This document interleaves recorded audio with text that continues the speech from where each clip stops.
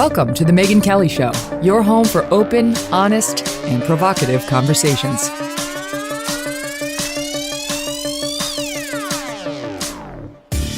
Hey everyone, I'm Megyn Kelly. Welcome to the Megyn Kelly Show. Today, Jason Whitlock. He's back, and this time he has brought Uncle Jimmy. James Uncle Jimmy Dobbs, his partner in crime on their new show, Fearless, which is a new podcast, and there's a video version as well with The Blaze, and it's totally unfiltered, inappropriate, and awesome. They're hilarious together. These guys have known each other for a long, long time. Jason isn't afraid to say anything, nor is Uncle Jimmy, as you guys are about to find out. We had a lot of laughs. We touched a lot of third rails, and we left like our stomachs were hurting from the laughter. So you're going to love these guys. They're coming up in 1 minute. We're going to kick it off with Jason's thought on Rachel Nichols. He's been talking a lot about this Rachel Nichols, Maria Taylor thing at ESPN where he used to work. And I think you're going to want to get his take. So that's 1 minute away. Stand by. Master Spas is the largest swim spa manufacturer in the world. And it's the largest hot tub manufacturer built entirely in the good old US of A. An award-winning hot tub and swim spa manufacturer, Master Spas gives you a family retreat within the comfort and safety of home. In a crowded hot tub market, Master Spas stands out, and it begins with the way they treat you, their customers. Like family, the best service, the best prices, and the best products. Now, they're going to offer a variety of different size models, layouts for you, swim performance levels to fit anyone's needs. Okay, that's what Master Spas, swim spas are ideal for. You'll love them if you want to swim, if you want them for fitness, if you want them for relaxation, or just for family time. The fitness piece of it, the natural resistance and buoyancy of the water is going to help you get a great workout while putting far less stress on your body. And Swim Spa will provide hydrotherapy jets to help loosen you up prior to a workout or a swim or after those, or after just a long day where you want to sort of take it easy. All right, so these guys have partnered with Michael Phelps. He knows good swim spas. You can trust his judgment when it comes to this area. And they're super easy to own, by the way. You can spend more time just enjoying them and less time maintaining them. You can do all of this by going to masterspas.com and then use the code MK to get $1,000 off a swim spa or $500 off a hot tub. It's a good deal. So go to masterspas.com, promo code MK.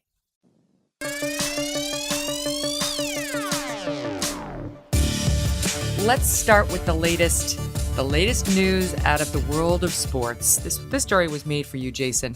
The Rachel Nichols story. Now, I confess, I don't know anything about sports. I don't really follow sports. If it crosses over into the news world, then I follow it. And this one has. And to me, it's kind of titillating because it involves two women at the top of their journalism game, sports journalism. And it's basically devolved into sort of a catfight, which is also kind of interesting. But I think there are a lot of points about this story. It's brought up a lot. What basically happened is Rachel Nichols, and you tell me, is she like one of ESPN's biggest stars? I would think she's in the top 20, bottom half of the top 20. Off the top of my head, she's certainly one of their most accomplished journalists, having worked at the Washington Post and then transitioned over into the television world. And I think you could argue her and Maria are the two highest profile women working at ESPN right now. Okay. So Rachel's white, Maria Taylor's black. And Rachel Nichols, a year ago, that's what's weird about this story, although there's probably a reason we're just finding out about it now. Rachel Nichols gets caught on an open mic. It was basically an in-hotel room camera that she was using for her reporting during COVID that she left on, which was a mistake, but it's still creepy that somebody taped her having a private conversation in a room, goes on and on about Maria and basically says, look, she covers what she covers, but because Rachel's ticked off because she's in danger of losing her hosting role for the NBA Finals at the time to Maria. And she says, it's fine, but I don't want ESPN to make up for its crappy record on diversity by replacing me as the host, is essentially what she says. She says, find it from somewhere else. You're not going to find it from me or take my thing away. In other words, a better diversity record. Now, what I found interesting about this, Jason, you tell me, is that, and I know you've been kind of defensive of Rachel Nichols, but I look back and Rachel Nichols She's one of these wokesters. She's one of these people. She railed on North Carolina for its transgender policies. She railed about inequality after George Floyd. She said the sports world has to play a role in rectifying inequality. It matters that these messages be pushed in sports, especially for fans watching TV who might not have anyone who looks like them on TV saying these things about diversity. She praised Colin Kaepernick. So I'm like, this woman's totally for diversity and equality unless she's the one who's got to make the sacrifice. Don't take my thing away. She's annoying, and I don't feel sorry for her. But what's your take? All of what you said is true, but that's not the way that, I operate. Rachel Nichols' chickens are certainly coming home to roost, but it still doesn't mean she's not being treated incredibly unfairly. And so I just think that any person, man or woman, black or white, having a private conversation leaked a year later is just totally unfair. To take her comments and try to spin them as if they were somehow racist and beyond the pale, totally unfair. She went out of her way. I mean, she damn near sounded like she knew she was being recorded, the way her answer was, because trust me, if I'm on a private conversation with friends and I'm talking about getting screwed over out of a job, I don't sound nearly as professional and as polished as she did. Yeah, but she was talking to somebody who is an important guy in that industry, as I understand it. It was LeBron's rep, Adam Mendelson. So she wasn't going to be really railing, right? Like this was probably about as much as she was confident saying. Yeah, she'd have a different conversation with her mom. Yeah, or her girlfriends. Yeah. All right, listen. We have a soundbite of Rachel. Listen. I wish Mary Taylor all the success in the world. She covers football, she covers basketball. If you need to give her more things to do because you're feeling pressure about your crappy long-time record on diversity, which by the way I myself know personally from the female side of it, go for it. Just find it somewhere else. You're not going to find it with me and taking my thing away. I love it. It's just so funny, right? That she was supposed to be this warrior for equity, and that she's like, but not when it comes to me. I mean, this is what these wokesters do, right? Yes, Black Lives Matter, and then it's like, oh wait, I lost out my position to a black person. Forget that. Right? So it's like, oh, not as woke as you want us to believe. Yeah, the hypocrisy's thick. But what I'm hoping is, and maybe it's a naive hope, is that this will be her red pill moment. She will have, because what Rachel Nichols is a survivor, and I can't knock her for that. She's going the direction that ESPN is blowing everybody into. She's going with the flow. In order to survive at ESPN, you have to be woke, or that political monster within ESPN will chew you up and spit you out. It happened to me from 2013 to 2015 when I was hired to launch and run the Undefeated. My political point of view, or my just world view of being a conservative, and again, because I'm not really political, I'm just a guy that was raised in a church and raised playing football. And so my point of view is conservative, and I'm not going to back off that for anybody. And I got chewed up and spit out at ESPN by the leftists that are within that organization, the political factions, the lobbyists within ESPN. And so Rachel Nichols and others, when you, and this will be an arrogant statement, but Rachel Nichols is smart. She's like, man, Jason Whitlock, look at his journalistic resume. He's at the top of the field in the sports world, and they annihilated and assassinated him for having a conservative point of view. So if she wants to survive there, she has to go woke. And again, I don't know what, and maybe she's authentically woke. I tend to doubt it. I'm hoping that this moment, looking at the leftists, I mean, I don't know if Megyn, if you're aware, and I almost hate mentioning this, but it factually happened. They're going after Rachel Nichols so viciously that 2 days ago, I think on Tuesday, she was trending over Twitter about a rumor and her and some NBA basketball player. And Twitter allowed her to trend with all these tweets about her and some NBA player. And that's how hard the left wants to bury her. that they rig up something like that and instruct people to start tweeting and bots and algorithms or whatever about her personal life. This woman's married and doesn't need to be subjected to that type of Well, if it's gossip. untrue, it's defamatory. If it's Yes. defamatory per se, as we refer to. Her in-laws are apparently Diane Sawyer and Mike Nichols. She's their daughter-in-law. Okay, so that's Nichols, and because what happened is a year later, that tape.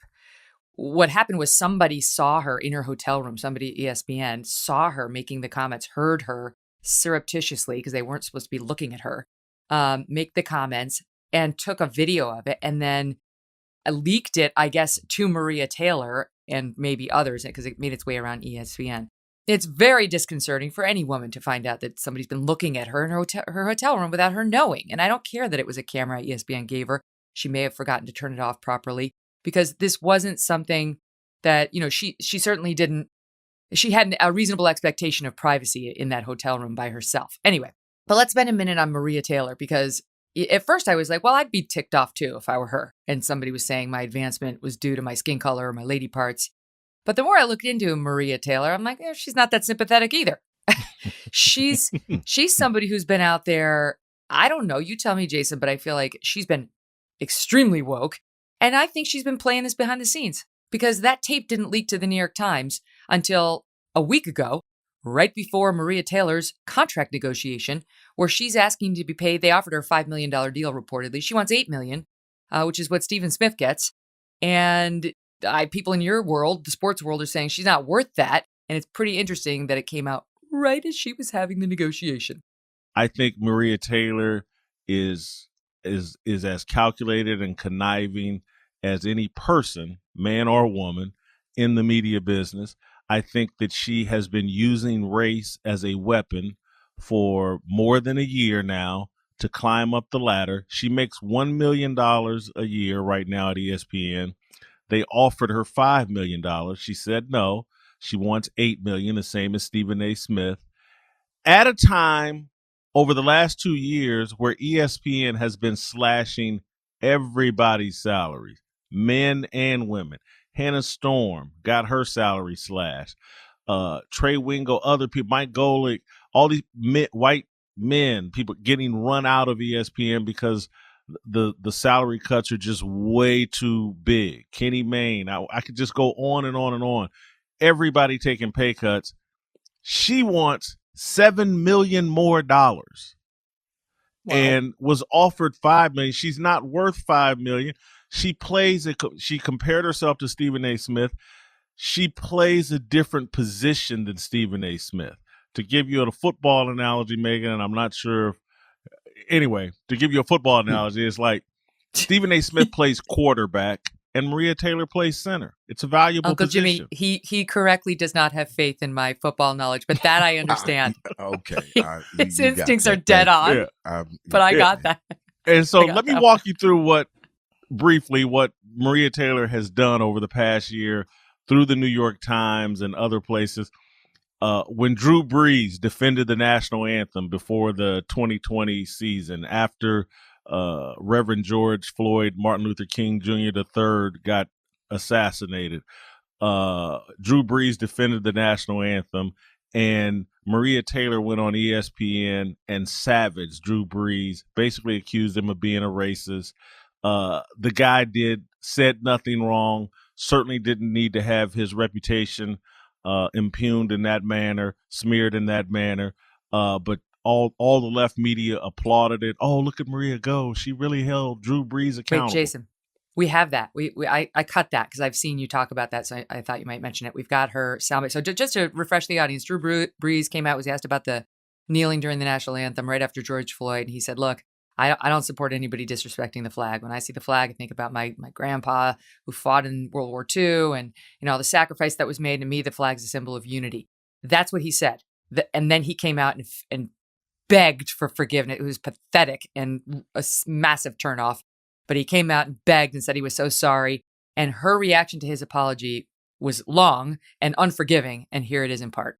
The first thing out of his mouth was it's disrespectful. I will not tolerate anything that is disrespectful to our nation and the flag. That was the first thing. Now, if he would have came out and said, oh, well, I understand why it happens and I understand the meaning of protest and why we need it. However, XYZ, but that's not the way it went down in that conversation. And it wasn't a quote in a magazine. It wasn't a quote in a newspaper. And I'm exhausted and I'm tired of having to listen to someone say something like that and then have to sit back and be like, well, maybe he didn't. Maybe it's not his heart and it's this and it's that. When you reveal yourself to me and you say something like that and you say it out of an intolerant mind and or heart or a non-empathetic heart. And for the last 5 years, all we've done is see countless deaths in the street.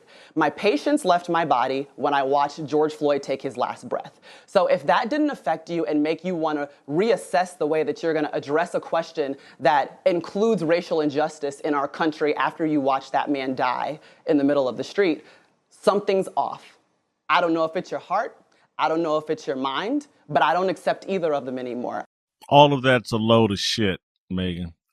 And tell us how you really feel. Yeah, and I say that because, again, and all these people on TV faking, and they're so emotional, they're so exhausted, they're so tired. I'm like, you're a former Division I athlete, Maria.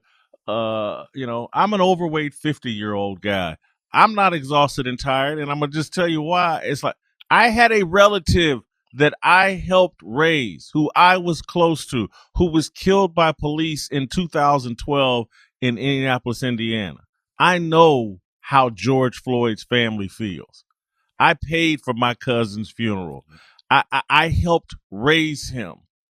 And so to see all these people fake all of this emotion over George Floyd and Rayshard Brooks and everybody else that they're not connected to, they're using these dead bodies to advance their own careers and to build their own brands. And it bothers the hell out of me, having experienced the death of a family member at the hands of police. They're all lying. And so she used Drew Brees. And then a couple of months later, the New York Times circles back to write a story about how pervasive racism is at ESPN, and Maria Taylor's at the center of it because during some conference call, one of her white coworkers did, I think, not knowing or thought he maybe hit the mute button, but he turned to his wife or someone in his house on a Zoom call or conference call and said, yeah, this is a gripe session for black employees. And Maria Taylor told the New York Times that, oh, that comment was a slap in the face, and I was so offended. And because somebody said this is a gripe session, if she's this sensitive to any comment and everything's a slap in the face, they need to fire her ass because she's not built for the spotlight. And so she did that to the Dave Lamont guy, who he and his wife had actually raised some black kid for several years in their own home, who went on to become a college football player that people know about. She just smeared this guy. And then now she turns around a year later and does it to Rachel Nichols. She's just stomping on the heads of white people in a racist fashion to advance her own career. Well, she would say she's attempt. Holding them to account. She went to HR in those instances. That's the thing that's a little odd to me. Like, people offend you at work. They can say sexist things, racist things, whatever it is.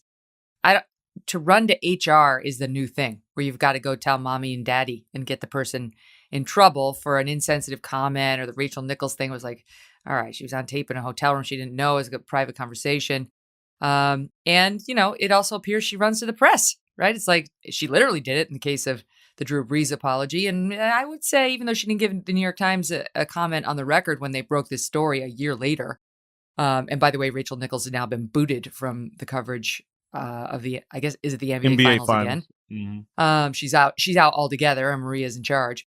She's That's clearly manipulating the press right behind the scenes. Tell me, Uncle Jimmy, I want to hear from you.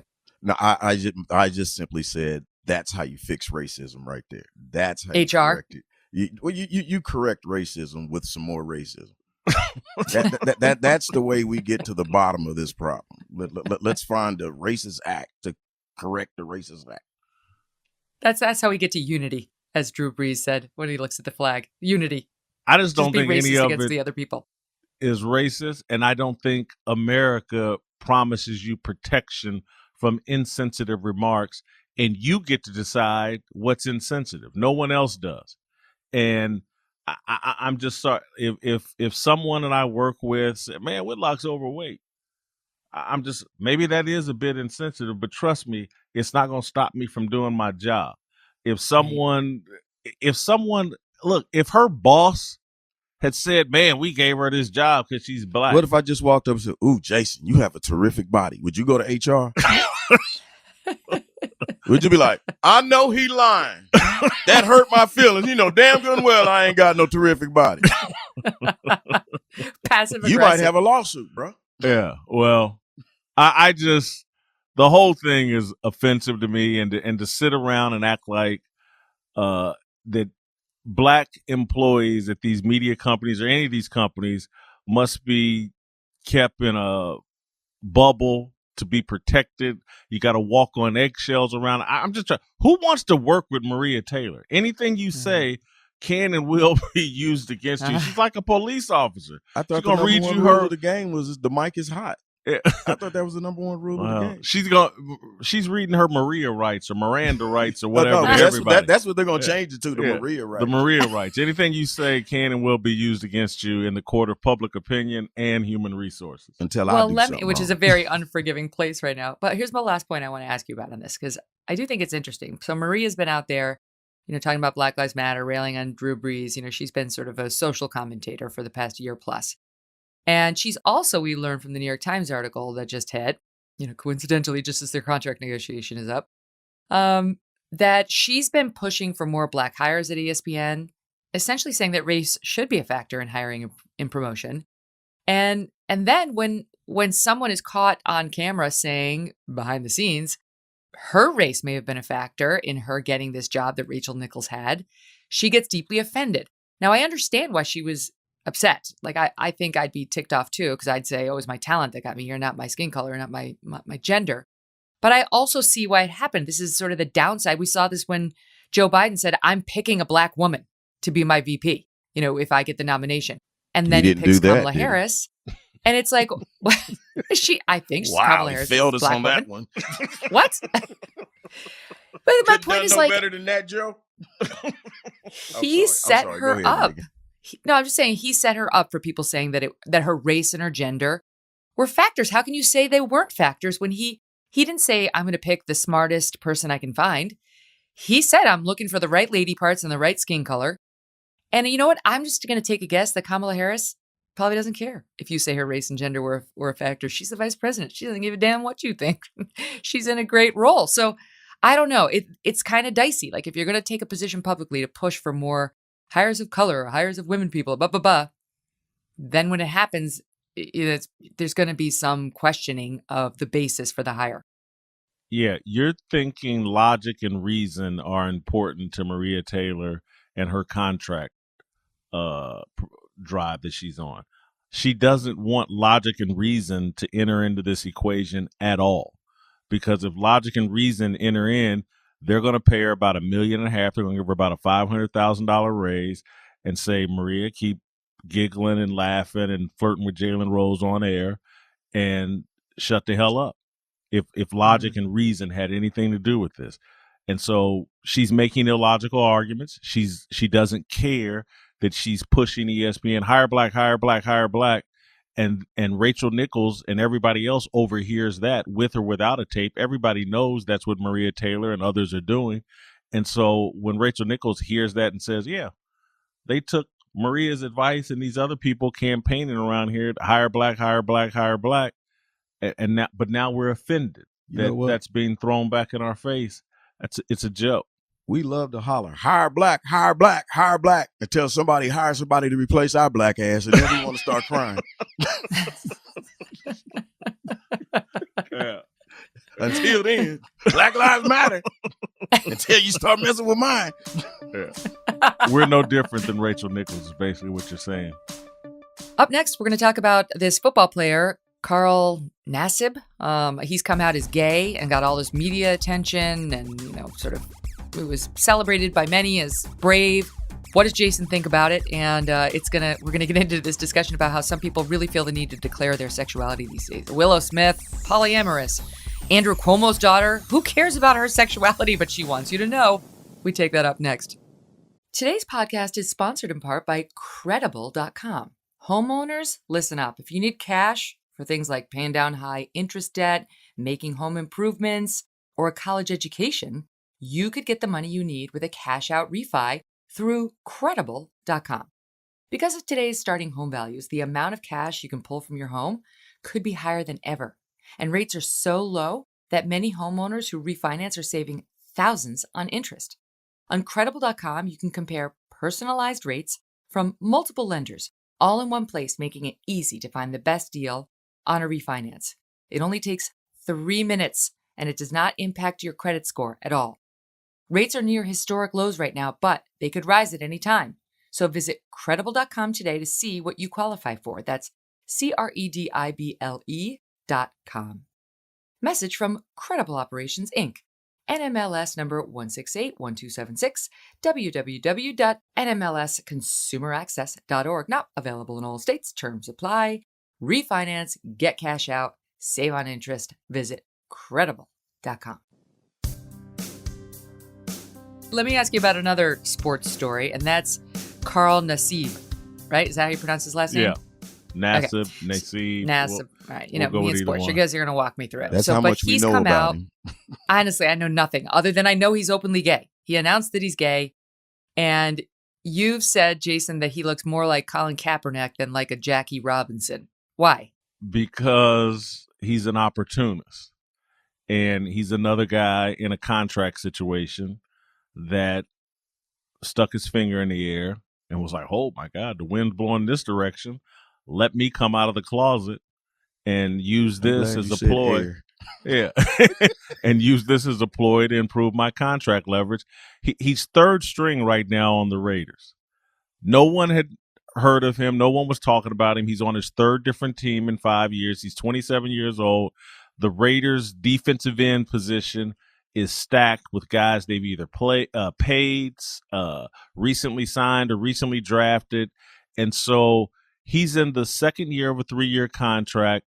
He knows that if he doesn't get on the field this year and put up good numbers, because he had a mediocre season last year after they first signed him, that this is it. This is probably his last team. He's going to get cut. And so he needs to improve his leverage. And now look, John Gruden, the head coach of the Las Vegas Raiders, they're in a tough spot. The NFL's come out with a social media campaign. The NFL is gay, it's lesbian, it's non-binary, it's transgender. They've leaned into Carl Nassib and this whole gay thing. LGBT. Yeah, the LGBTQ. I call it the alphabet mafia.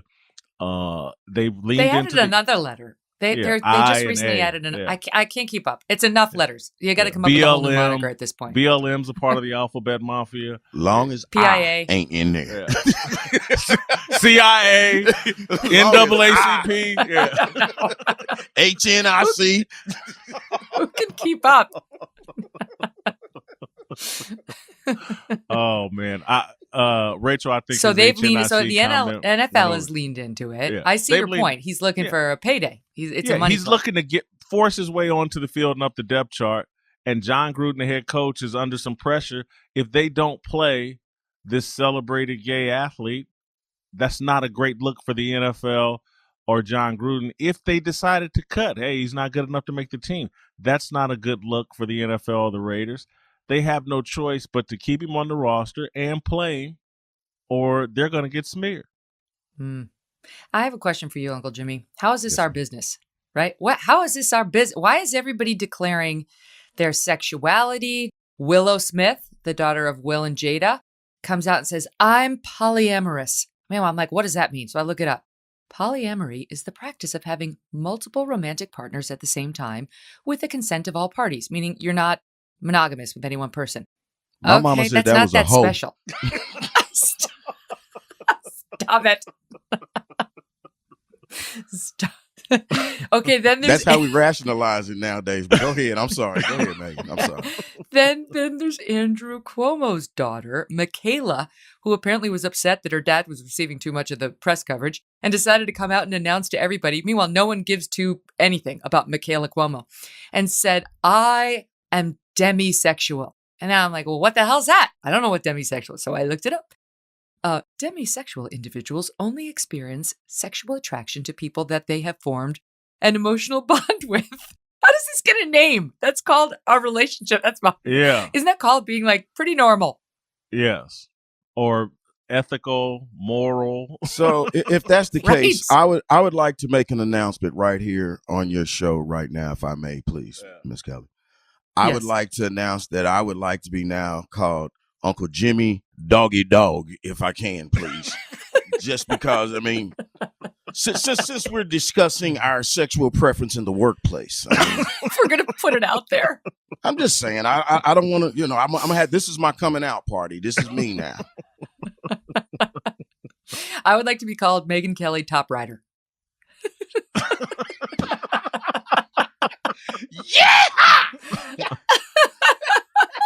I'm afraid to comment on that. Don't, Megyn. Jason. I'm afraid to I'm comment just on saying that. it's too much. I don't need this information. I feel like there's a level of narcissism in it. Like I've got a label. And now, because they've chosen these weird things, they can say, I'm queer. I'm queer.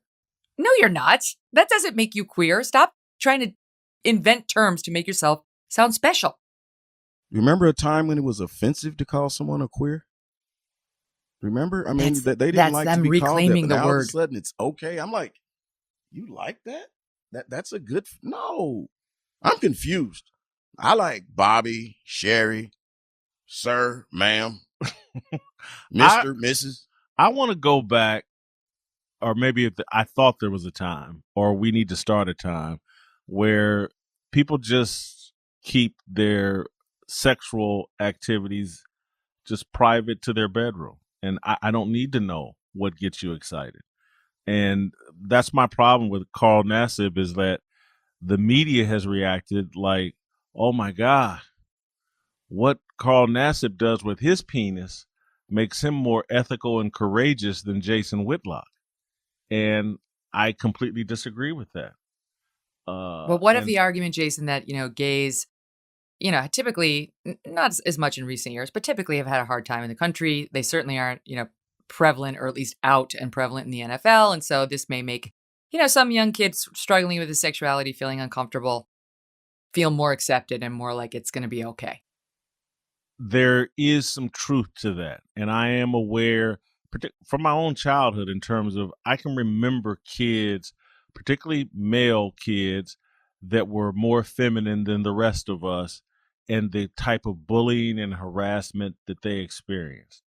I am really glad that has lessened in this new era, and it's been healthy for the country. And so we have to be accepting and view men that express their masculinity or express their sensibilities in a different way than John Wayne. And so I think that's good and healthy. But we've moved to a point where we've a bit, in my view, overcorrected.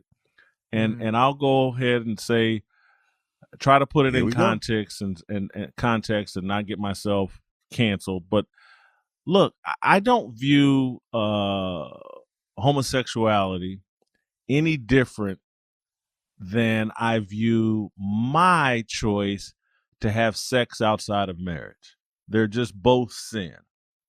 So you're not having sex?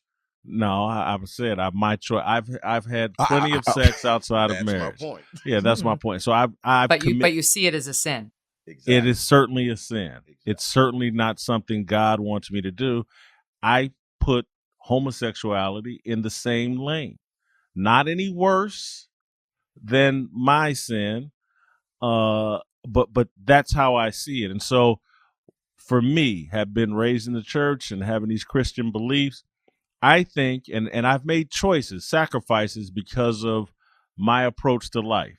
It's one of the main reasons I never got married, because for a long time I didn't remotely believe in monogamy. And so I thought it disqualified me from Oh, marriage. you're polyamorous. The practice of having multiple romantic partners at the same time with the consent of all parties. You're not monogamous. Nah, I wasn't. I wouldn't say I was that, but you look I like would you just polyelastic. What? Polyspandex. Uncle Well, Jimmy, I'm confused again. I'm just gonna leave Just it making at up stuff. that. I just wish we'd keep our sexual preferences more private. All of us, whether Yeah. heterosexual, homosexual, trisexual, quadruple sexual, whatever. Now I'll go down for that trisexual part. Don't try anything. Yeah. I'd say. She's on top of the game, ain't she? I She understand has the to get on this biblical show. definition. Yes, have me on, of what's sin and what's not. And I get that when it comes to gay relationships, gay and lesbian. For me, I don't know. I was always raised to believe in a loving God who loves us and that we're not mistakes and that he loves us as we are. I just don't. Maybe I'm just like a newfangled Catholic, but I don't see a God that's that judgmental of you based on your sexuality. I realize what's been written.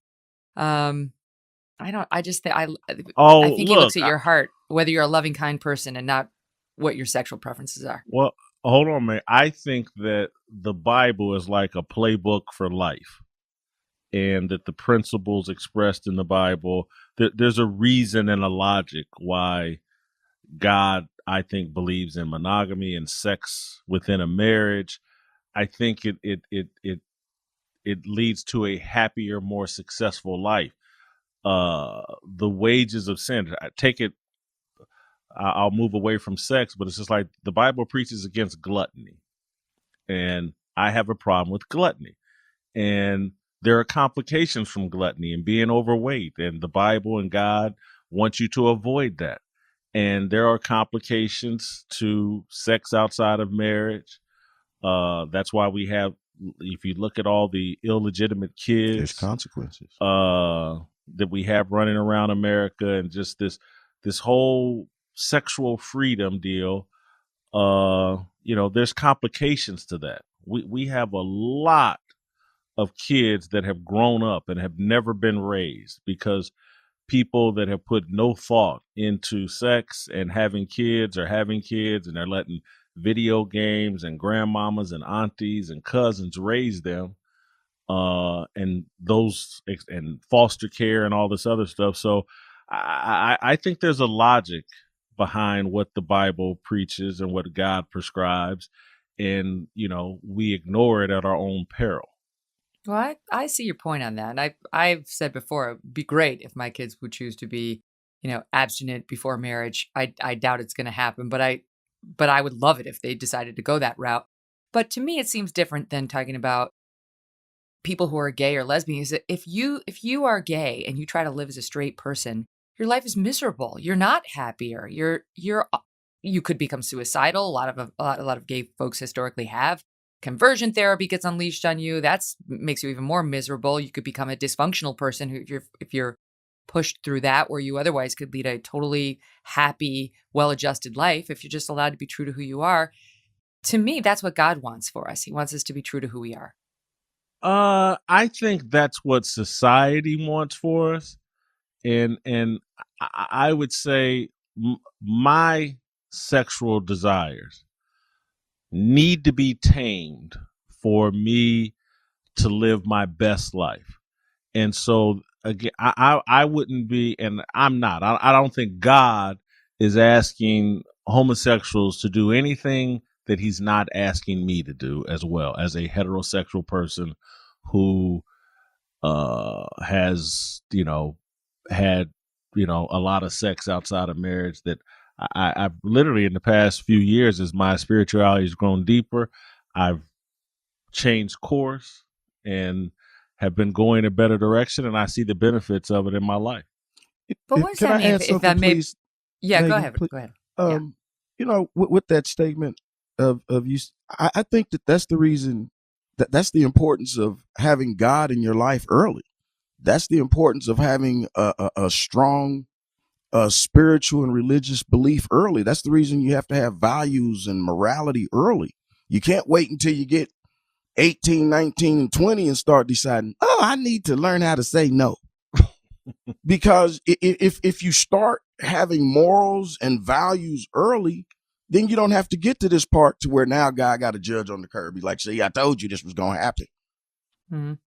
Well, I think as a general principle, that's true, but not when you're talking about one's sexuality, which most people will tell you, not these weirdos today who are just like, I'm ex-sexual. It's some made up thing that they're just choosing to sound what they think is cool. I'm talking about people who genuinely have a different sexuality other than straight. You know, they talk about, I tried kissing somebody of the opposite sex at 10 just to see if I might actually feel something. And no, I knew I was gay.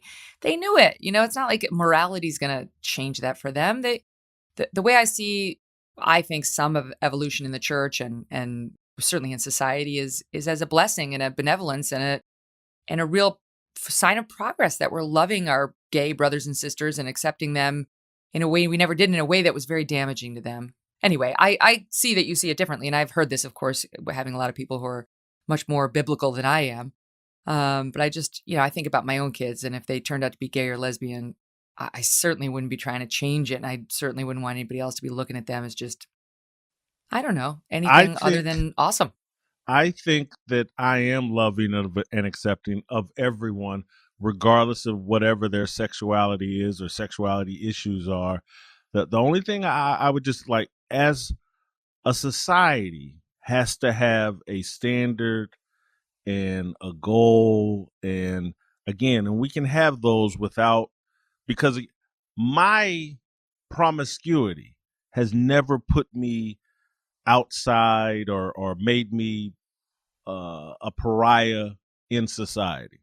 And so we need to quit making gay people a pariah in society. Certainly agree with that. They need to certainly make progress there. Yeah, their sin through sexuality, no different than mine. But where I'm really concerned, Megyn, and I'm sure you've heard this before too, is just like when we come to this thing, well, I just grew up liking 10-year-old boys and girls. No, you can't link pedophilia with gay and with LGBTQ, A, B, C, D. It's not the same thing. I'm just saying, where does it stop when we start talking about... No, those two things aren't related. They're not related at all. One is a sickness. One is a mental illness and a criminal act, and one is just one's sexual preference. Well, you can't say preference anywhere, but one is just one's sexuality. It's not a slippery slope. They're two totally different things. Okay, let me say...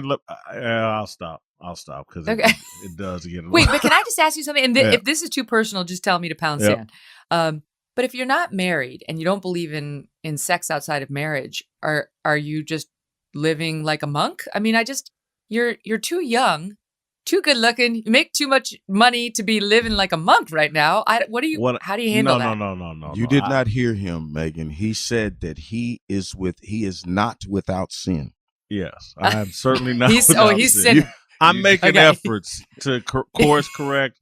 I'm trying to, part of the reason in progress. Yeah, I left Los Angeles and moved to Nashville was to help myself and to be around high quality women who would make me elevate myself and just, I'm trying to be in a different mindset. Do I sin? I would say not as much as I used to. I guess that's... It's called progress. Big sexy. He sins. Up next, apparently our best runner, Sha'Carri Richardson, is not going to be representing the U.S. in the Olympics because she had a positive test on marijuana. AOC and others are saying this is racist. The guys take that up next. But before we get to that, I want to bring you a feature we have here on the MK Show called From the Archives. This is where we direct your ears back to a previous Megyn Kelly Show episode from our growing library that we think you need to hear again. And today we are going back to episode 59 from February. We hear a lot about critical race theory in schools these days, but back in February, when we started covering the story, we were one of the few. And before he started becoming a true household name, we were joined by Chris Rufo, who has been so smart and so important in this whole battle about what critical race theory is all about. Take a listen. Can we talk about that? So let's go back and just talk about what critical race theory is. I think a lot of people think they have a general idea, but don't really understand What is critical race theory? Yeah, and critical race theory is a kind of academic movement that started really to kind of blossom in the 1990s and was really relegated to academia. And the idea is that is to kind of use race as a lens through which to analyze society. And basically saying analysis up to this point has discounted the importance of race. We should really look at race, racial discrimination, racial oppression. And as at that point, I agree. I think that's actually important. So the kind of premise is correct. But they take another step, which is to say that they make a kind of historical judgment and then a legal judgment and a cultural judgment that the United States is fundamentally and irredeemably racist and white supremacist, and that all of our institutions, from the founding of the country to the current day, are merely kind of cover or smoke screens for racist oppression. And the critical race theorists actually started out of law schools, and their idea was that the fundamental rights that we have as Americans enshrined in the Constitution, articulated in the Declaration, are actually kind of perpetuators of evil, and that we should essentially overthrow the constitutional order and end the kind of unfettered protection of speech and individual rights as individuals, and private property, which is another form of discrimination, and then end kind of 14th Amendment protections that you're all treated equally under the law. For the critical race theorists, these aren't actually signs of progress. Even the Civil Rights Act, even desegregating schools, they were very skeptical of this because they say it gives the appearance of progress, but actually doesn't change the fact that racism is as bad in 2021 as it was in 1814. It's incredible to see how far this topic has come in just the past 5 months, and we're going to have more on it here at the MK Show in the weeks ahead, and we will keep bringing you more clips you need to hear from the archives. Now back to Jason and Uncle Jimmy after this. You ever go out to the barbecue and next day you're still digesting all that meat? You know that feeling? Yes, hello. Especially if I'm the one doing the cooking. Well, here's a tip for that. Drink red wine. Hello. I've got news you can use. Not only does it taste great, but red wine actually makes you digest meat more effectively. In fact, according to some studies, it even makes red meat healthier. But not all red wines are created equal. You don't want some mass market red wine full of chemicals and pesticides. By the way, that's how you get a hangover. Instead, you got to check out this extreme altitude Malbec from Argentina.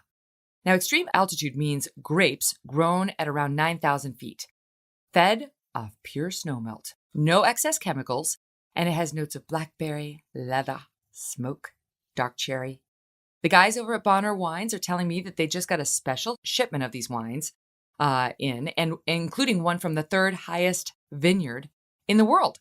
Now, you can get 50% off if you go there today. That's amazing. 50% off. Just go to mkswines.com. mkswines.com and enjoy. Help me understand why you are not on the side of, I think it's just Sha'Carri Richardson. Is that how you pronounce it? I've only seen it written. Sha'Carri, I think. Sha'Carri Richardson.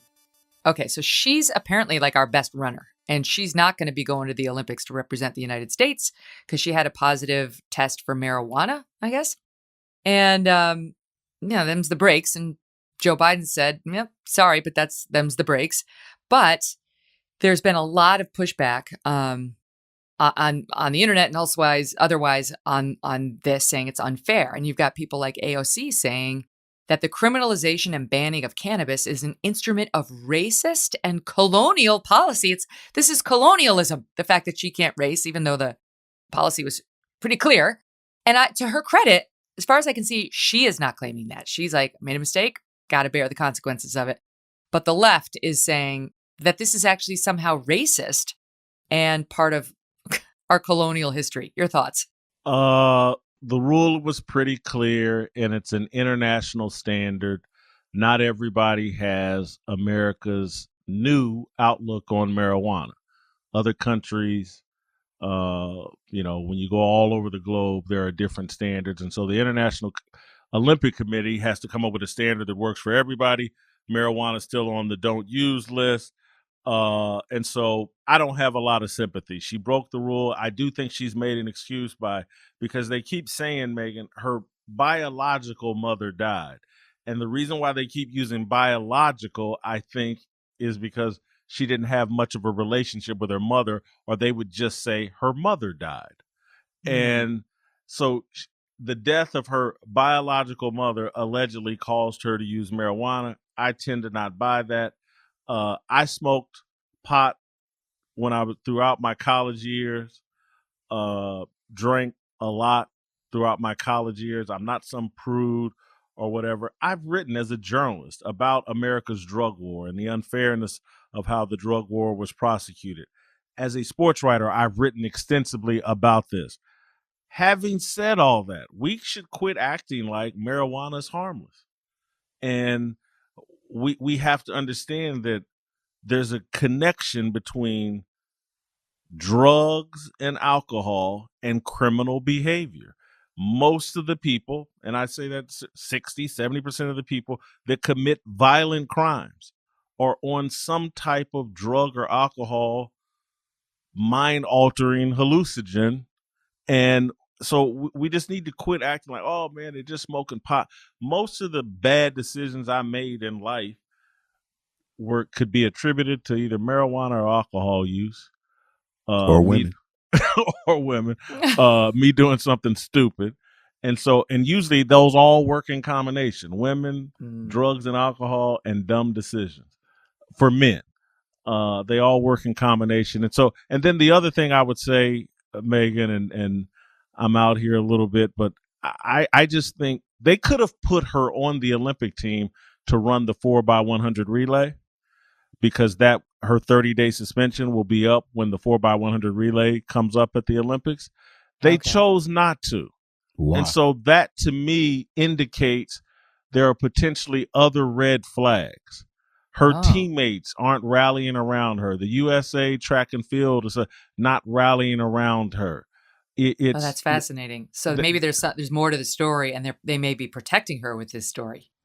Look, when it comes to track and field athletes, just to say she failed a weed test. I'm not even going to say she failed some other kind of test.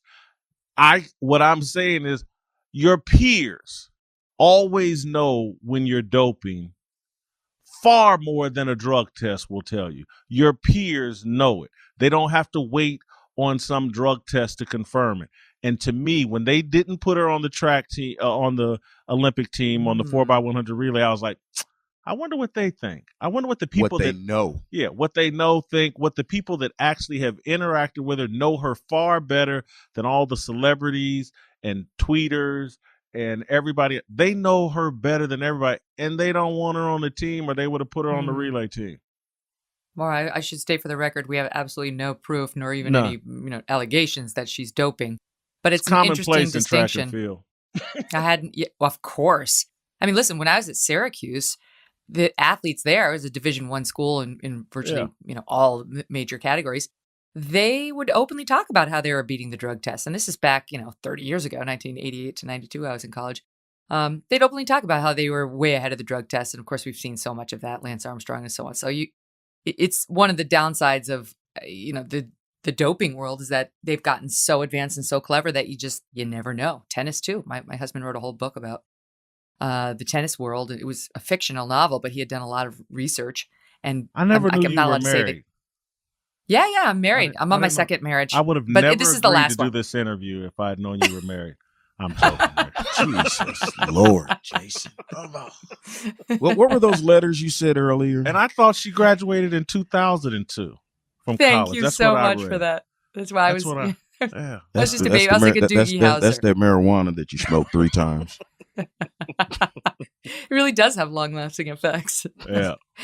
All right. Last but not least, let's get to 4th of July, because you've had some interesting pieces out lately about our country and how the removal of faith is by design and has been really toxic and damaging to our society, and that it's not an accident. You call it, I think, Sin Valley. Now, what do you call Silicon Valley? Satan-Con Valley. Satan-Con Valley. That they are not forces for good, and that the total rejection of faith in the public square has led to a lot of bad things. And you wrote this not long before we got to July 4th, and it rang true for me because on the 4th of July here at my house, we had a big party. We had Daniel Rodriguez, the singer, the patriotic, the singing policeman he's called, America's tenor. He sang all over the country, God Bless America, right after 9/11 and made him a star. Anyway, we had our kids recite the Declaration of Independence. Our friends and family did too. It was wonderful. Celebrated the country. This is what I read when I get back to the actual press. Cori Bush. When they say the July 4th is about freedom, remember this. The freedom they're referring to is for white people. This land is stolen, and black people still aren't free. Then there's Maxine Waters, railing about the part about all men created equal. None of us love that, but we get it. It was a long time ago. About voter suppression laws and painting still Michael Brown as a victim. Michael Brown was the aggressor. He got shot because he had repeatedly attacked a police officer. According to 5 black witnesses on the scene who convinced the black Attorney General Eric Holder under the black president Barack Obama that Michael Brown was no victim. Okay, Maxine? Then there's the New York Times. Today, flying the American flag from the back of a pickup truck or over a lawn is increasingly seen as a clue, albeit an imperfect one, to a person's political affiliation in a deeply divided nation. So only Republicans will fly the flag. That's according to the New York Times. Okay, and then here's the last one. Well, actually, just FYI, Mara Gay, who's on the New York Times editorial board, she said just last month that she was disturbed to see dozens of American flags being flown by Trump supporters in Long Island. It was disturbing to her. And then there's Claire McCaskill, who announced that she is going to make her family watch video of the Capitol Hill riot from January 6th every July 4th. Oh my Remind me God. not to go to her picnic.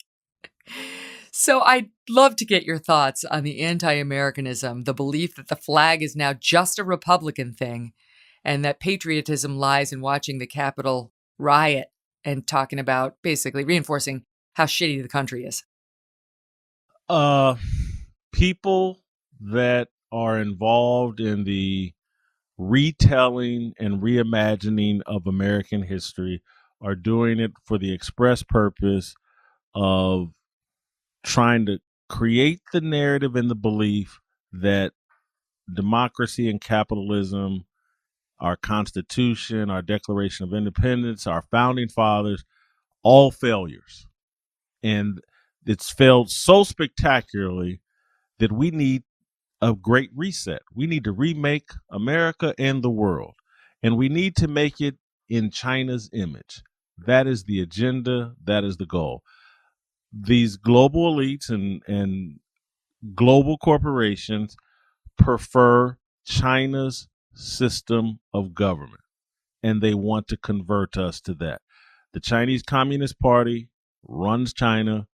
They want that here in America. And so they have to create the belief, and they're doing it through black people, because the actual truth about the black American journey, it doesn't damn America. It actually explains America and how inviting and how great freedom is, and how our system and the documents from the Declaration of Independence to the Constitution allow for dramatic change that increases freedom for for black people and for women in this country. That's been our history. And black people's pursuit of freedom was the steroids that made America great. Black people fighting for freedom from slavery, fighting for freedom from Jim Crow and segregation and just our full rights, powered America for 200 years into being the greatest country on earth. And black people have been America's moral conscience and compass, and have made Christians, believers, pursue their better selves and make this country pursue its better self. They're rewriting history. No longer is America the greatest thing, and that all the rest of the globe is trying to beat in our doors. Our borders are jammed to the south because America is so great. And it has nothing to do with any of this crap the left is talking about.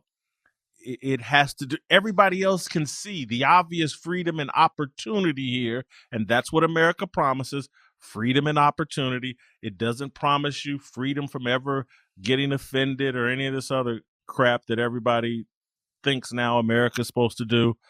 But all that you're hearing from Cori Bush, Maxine Waters, the New York Times, and all they want to reimagine America's history, use it as a excuse to blow up our Constitution, to take away our rights and freedom, and make us more like China.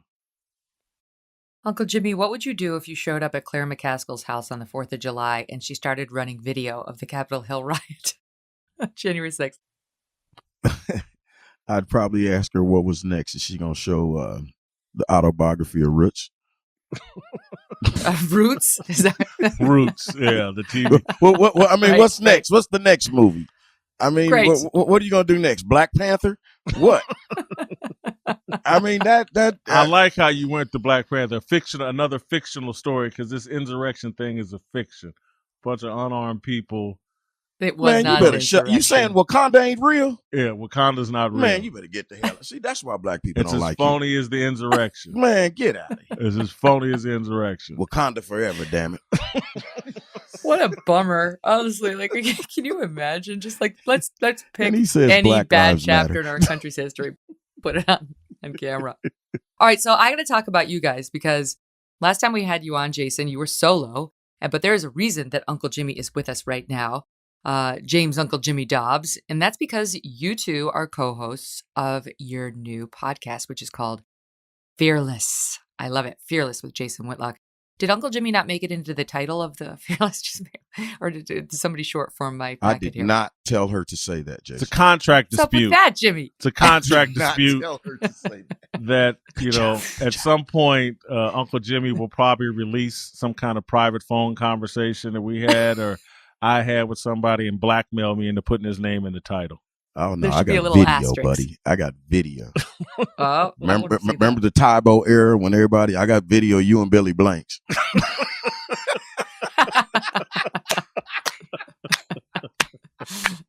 It's not That would pretty. be funny. Yeah, that would be funny video.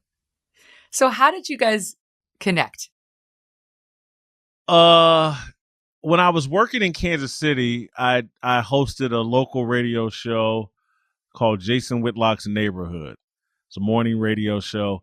And Uncle Jimmy was a DJ that would call in to my radio show under the name of Jimmy the Freak.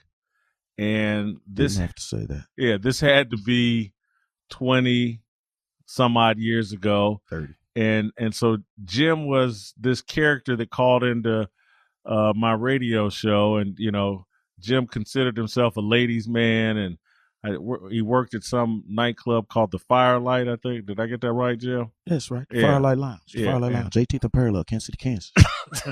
And so So I hear. yeah, Jim would call in with funny tales about his exploits with ladies and the sports world.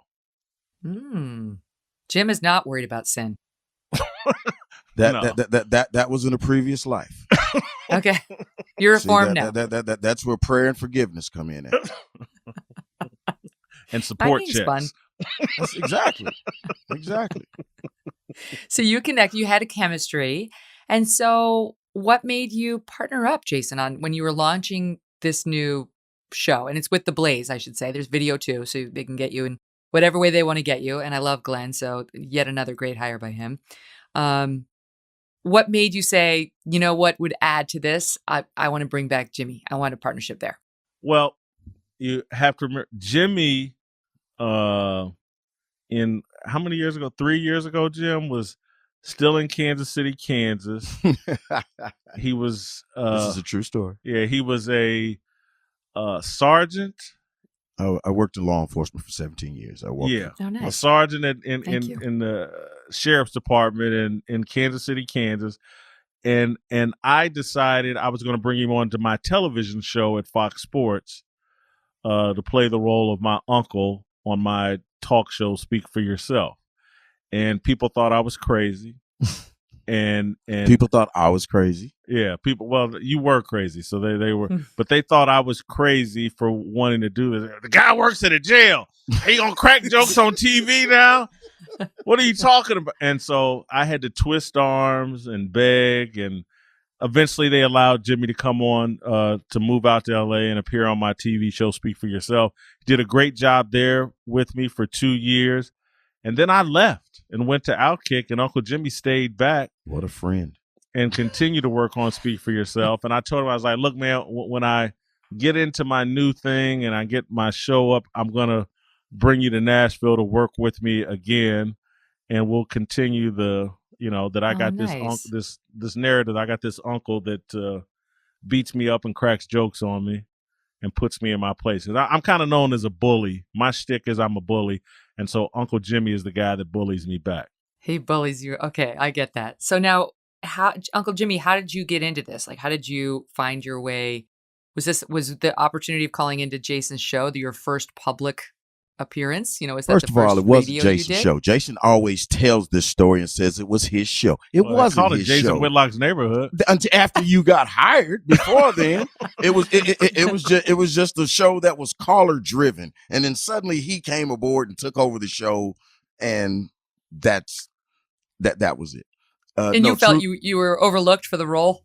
No, it wasn't even that. It was a show that the callers ran. We just did the whole show, and Jason came and added structure to the show, and it was just a joke that nobody liked him because he was running horrible callers off.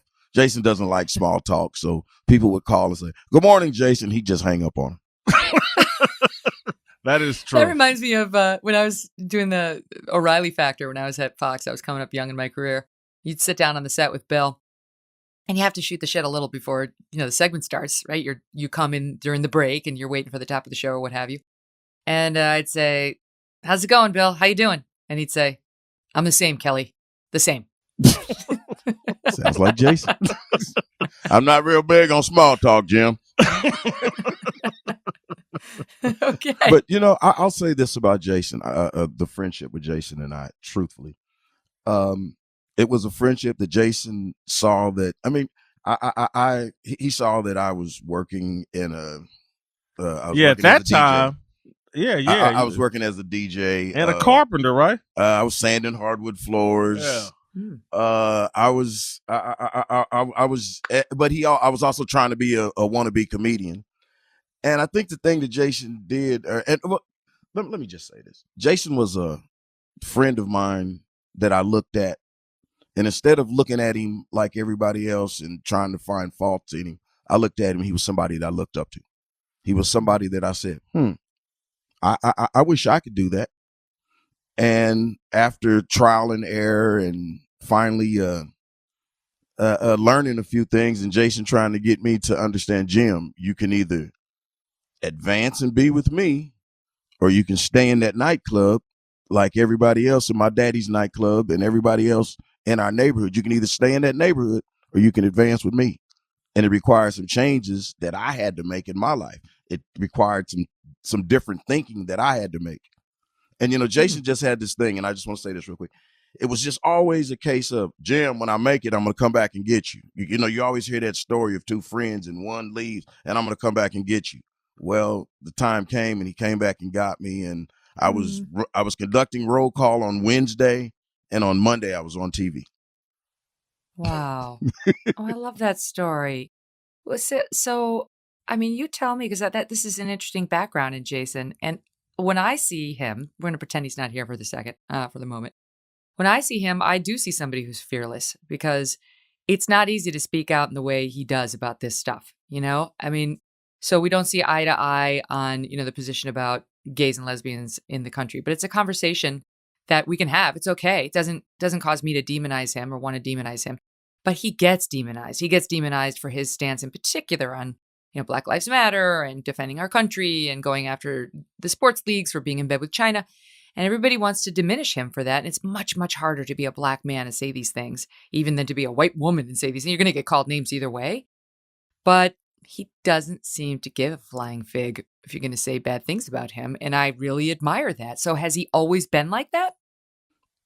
If you think that's bad, try imagining being his friend. What do you mean? What happens? In other words, if you think those people, all of the things that you hear Jason that people say behind Jason's back, imagine me being his friend. People go, "What the hell's wrong with that man? You need to tell him." And in other words, Jason doesn't care. What you see from and that's what I learned from him. The one thing I've learned up until now is Jason taught me that if it don't make dollars, it don't make sense. Jim, if it's not putting food on your kids' tables or clothes on their back, what are you talking about? See, Jason taught me a lesson because I had this thing that's like, oh, he disrespected me. I'm going to have to go. He challenged my manhood. He's like, Jim, you sound stupid. You sound like people in my dad's club. And the moment I stopped thinking like that and I started thinking a little smarter, my life changed. I get that. It is hard not to respond to your detractors and people who say untrue things about you. You really want to punch back, like all the time, but doing it is at your own peril, especially when you know your life is elevating, because of your hard work, because of your connections that you've worked to make. Your life is elevating and they say haters hate up. So you always have to remember that, right? Like, why would you punch down at these losers who are just jealous of you and want to say bad things about you? Because then when you respond, when you engage, it just makes them feel up at your level. Thanks for staying with us this far, the end of the episode. And who's coming up on our next show is right after this quick break. It's like this. They say you have to be like a duck. You just don't give a darn. Oh, now we're going to start censoring? And that's the truth. I mean, and that's the problem that we have in the world right now. I mean, really. You were using the analogy of Maria Taylor. I think Jason was like using the analogy, said it was a slap in the face. And I wanted to say, have you ever been slapped in the face? I mean, have you ever been slapped? I've been slapped before. That hurts. I would much rather have somebody say something about me. That's what they say. Sticks and stones will break your bones, but names don't hurt you. Hey, man, I would much rather you say something bad about me. But we're in a whole different. Ooh, I'm sensitive. I know. No, I know. And Jason, you've spoken before about how it's not like you had this wonderful history where no one ever said anything racist about you or did anything racist to you. You decided to put, nose to the grindstone, grind it out, work hard, make an impression, and don't let these negative people's impressions of you or statements about you define you. I've chosen to allow Jesus Christ and my immediate family and friends, I'm going to let them define me. And so if they have some complaints, I'll listen.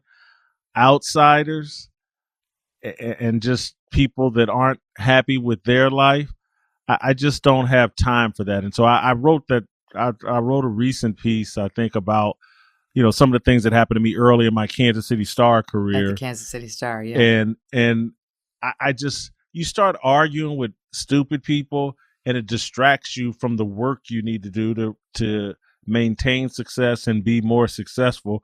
And then it's like some people have zero impact on your success. All they can do is gossip and talk about you because that's the only role they can play in your life. And it's just not that important of a role. And I just think about what my parents and grandparents and the previous generation, what they endured so that I could have the opportunities that I have.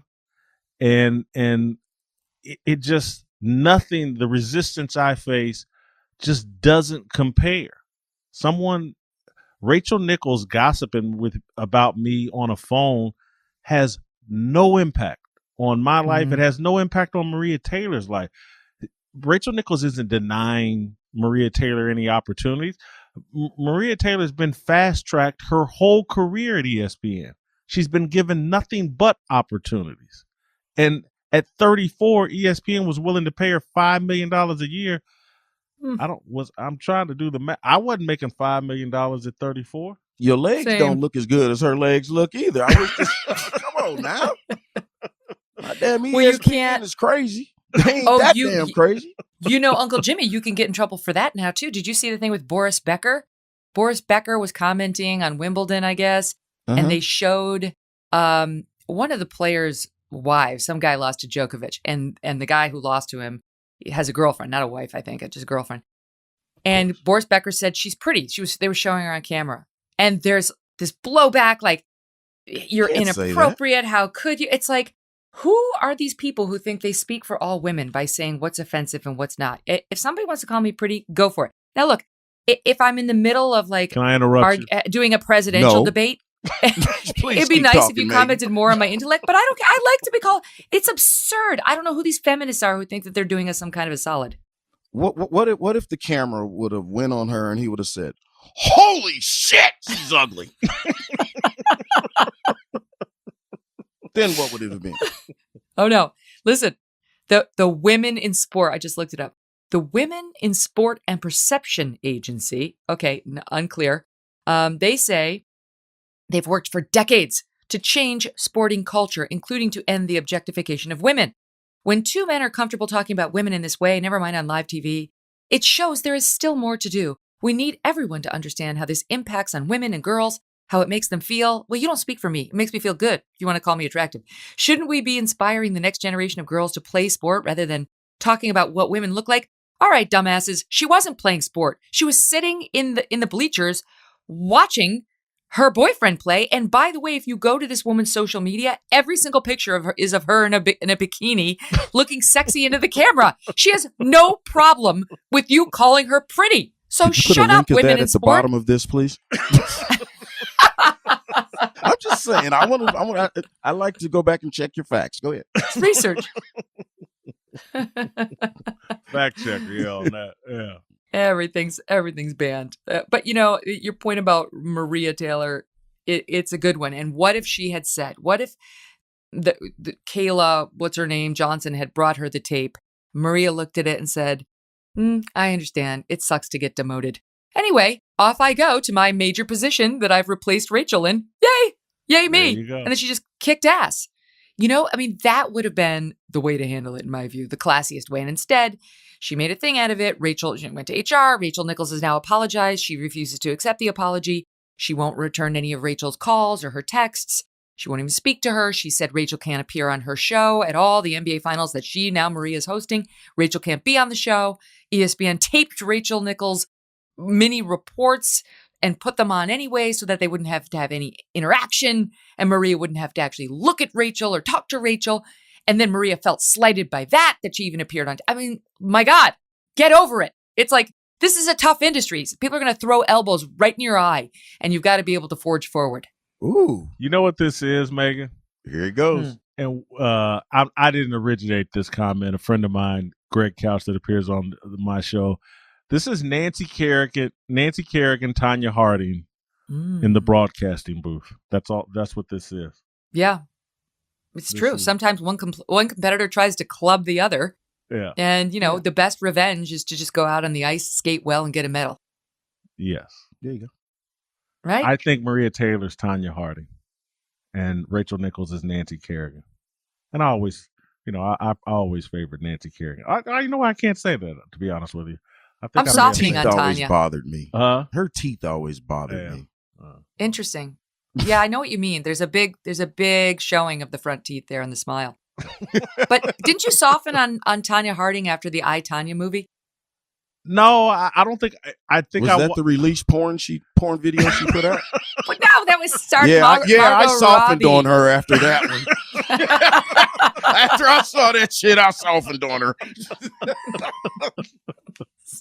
It wasn't good. I don't think I bought that movie in terms of I didn't buy the narrative arc. I thought it was too sympathetic and tried to paint her, as this victim. I didn't buy it. Although I do remember at the time, I think I kind of preferred Tanya Harding. She kind of had that other side of the tracks look that kind of appealed to me. Yeah. And she genuinely came from that. And she had a pain in the ass mother who that she'll apparently was do really anything mean. for $1 look. Like she fit into Diamond Joe's. Didn't she look like she could really fit into Diamond Joe's, Jim? Give me $1 to make you holler. Really, Jason? Oh my God. This is a lot of sinning, Uncle Jimmy and Jason. That's him. I'm trying. I'm working with him, ma'am. I'm trying. Yeah, right. You might need a better spiritual leader, Jason Whitlock. That's the problem. I do. Right. And there we go.